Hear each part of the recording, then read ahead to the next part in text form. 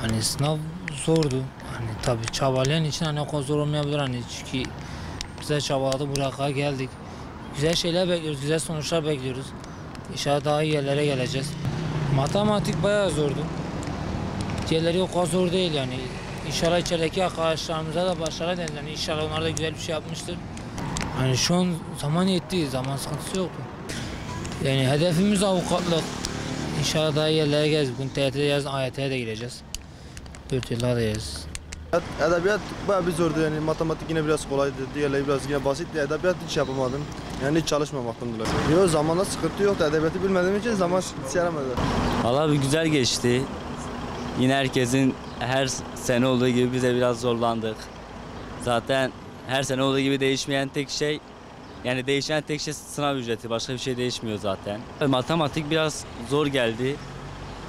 Zaten diğerleri de genelde hani bölümler ayrıldığı için, İmam Hatip falan olduğu için derslerde de 20 soru, 25 soru olarak ayırtıyorlar. Bazı sorulara boş bırakma zorunda kaldık. Zor oldu işte bayağı. Zor geçti. Zaman sıkıntısı güzeldi aslında. Yani güzel bir zaman. Yani 165 dakika, 125 soru iyi aslında. Güzel yani zaman sıkıntısı yok. Hedefim valla zaten baraj kalktı, o benim için çok iyi oldu. Yani güzel bir yere tuttursam bana yeter. Sınava hazırlık yapmadım maalesef. Yani zaten pandemiden dolayı çok okula da gidemedik. Yani çok ders de göremedik zaten. 10 ile 11. sınıfı pandemiden dolayı geçtim. İşte 12'de zaten bölüm olduğu için çok gidemiyorsun.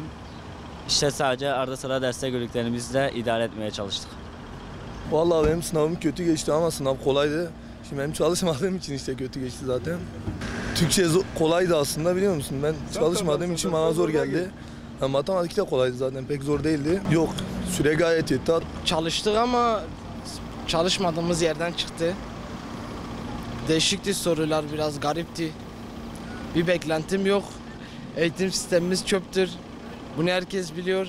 Valla zaten matematikte bir tane soru yapmadık. Hiç yapmadık. Onu boş bıraktım, geçtim. Diğerleri de işte ortaydı, soru dereceleri ortaydı. Biraz zordu ama. Yani süre zor yetti. Matematiği hiç yapmamama, bakmamama rağmen süre zor yetti. Biraz daha uzatılması lazım. Türkçe zordu. Sosyal gerçekten de zorlamışlardı.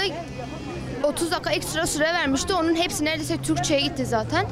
Fen geçen yıllara göre birazcık daha basitti. Matematik de geçen yıllara göre daha kolaydı. Tüm süre yani neredeyse birçoğu Türkçe'ye gitti.